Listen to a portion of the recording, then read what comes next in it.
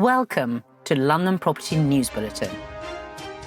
Every week, we break down the key headlines and the wider news that could influence the market, keeping you informed and confident in your decisions. Here is what you need to know this week. A penthouse overlooking Hyde Park has sold for £57 million, marking the most expensive residential transaction in the UK in over a year.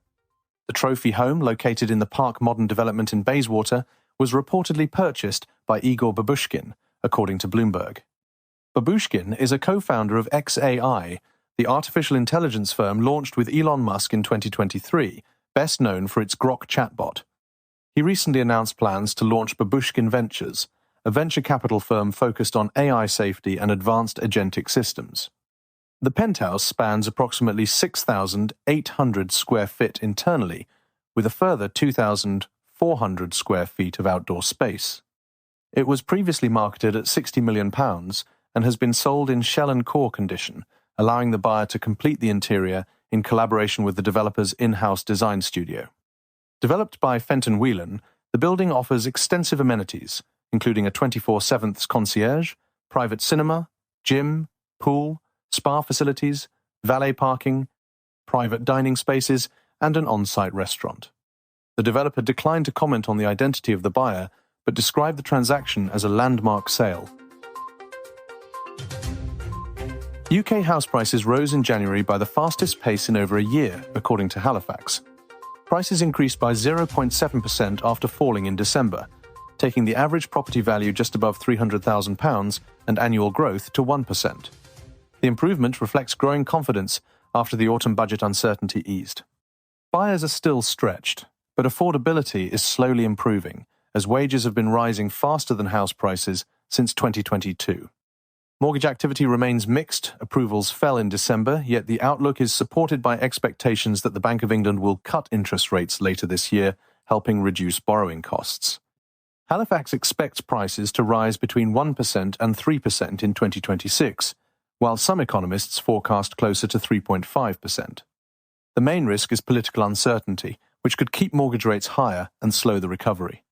In short, the market is stabilising and gently improving, not surging, with interest rates continuing to drive sentiment.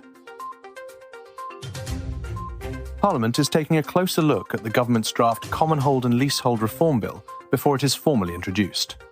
The bill is being described as a major shake-up of the leasehold system. Proposals include bringing Commonhold back as a default form of ownership for some new homes, banning new leasehold houses, capping ground rent at £250 a year, and making lease extensions simpler and cheaper. Reaction across the property and legal sectors has been mixed. The biggest concern is whether the industry is actually ready for Commonhold at scale. It would require new legal structures, changes at the land registry, and significant retraining for professionals. There are also worries about potential legal challenges from freeholders and pension funds that currently benefit from ground rent income. The Commons Select Committee is now gathering written and oral evidence on whether the reforms are workable, how existing leaseholds could convert to Commonhold, and how quickly changes could realistically be implemented. Submissions close on February the 25th, with hearings expected in March. In short, reform is moving forward, but the detail and the practical delivery will be crucial. Running a short-term rental in the UK is becoming far more regulated. From summer 2026, hosts in England must register properties on a national database and keep booking records, proving compliance. In London, the 90-night annual limit still applies unless planning permission is granted. Across the UK, licences or certification are already required in Scotland, Wales and Northern Ireland, and England is expected to introduce a specific planning use class for short lets. Safety standards are now central. Properties must have smoke alarms on every floor, carbon monoxide detectors where needed, annual gas checks, 5-year electrical inspections, and clear fire escape arrangements. Appliances should also be tested and documented. Insurance is another key change. Standard home insurance usually won't cover short-term letting, so hosts need specialist buildings and contents cover plus public liability protection. Ongoing compliance means regular testing, record keeping, and license renewals. In short, Airbnb hosting is shifting from informal income to a regulated business. Legal, safety, and planning compliance will now determine whether you can operate at all. The Upper Tribunal has ruled that HMRC must repay a substantial stamp duty land tax (SDLT) overpayment to BTR Core Fund (JPUT), clarifying the fine legal distinction between a mistake in a tax claim and a mistake in tax calculation. The company purchased the West Tower build-to-rent scheme in Manchester, comprising 350 flats and 2 commercial units, and paid £4.7 million in SDLT based on HMRC guidance at the time. It applied multiple dwellings relief, but used higher residential rates. HMRC later updated its guidance for mixed-use properties, meaning the correct tax liability was significantly lower.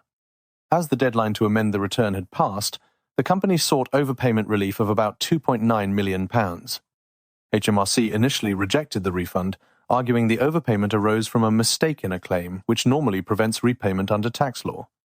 After a series of appeals, the Upper Tribunal disagreed. The court found the claim itself was valid. The error lay only in the rate used to calculate the tax. Because the mistake related to calculation rather than the relief claim, the law did not block a refund, and HMRC must repay the SDLT plus interest. The ruling highlights how narrowly tax law distinguishes between a defective claim and incorrect figures. Each case will depend on technical interpretation, and it remains possible HMRC may appeal. That wraps this week's London Property News Bulletin. Thank you for listening. If something caught your attention or you need support navigating the impact of the news, then please reach out to us. We're here to guide you.